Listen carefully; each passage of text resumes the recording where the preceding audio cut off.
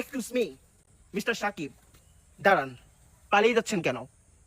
একটা গরিব মেয়ের জীবন নষ্ট করে পালিয়ে যাচ্ছেন কেন আপনি? আমার কিছু প্রশ্ন আছে আপনার কাছে, জবাব দিয়ে যান। কেন চলে যাচ্ছেন? আমার চোখে চোখ রেখে জবাব দিতে পারবেন না এই জন্য? এই হাত দিয়ে কত ভালোবেসে রান্না করে খাইয়েছি আপনাকে আমি, কত আপনার মাথায় হাত বুলিয়ে দিয়েছি, সুখ দুঃখে সবসময় আপনার পাশে থেকেছি। আর আপনি আমাকে মিথ্যে ভালোবাসার প্রতিশ্রুতি দিয়ে প্রথম বিয়ে করলেন অপুকে।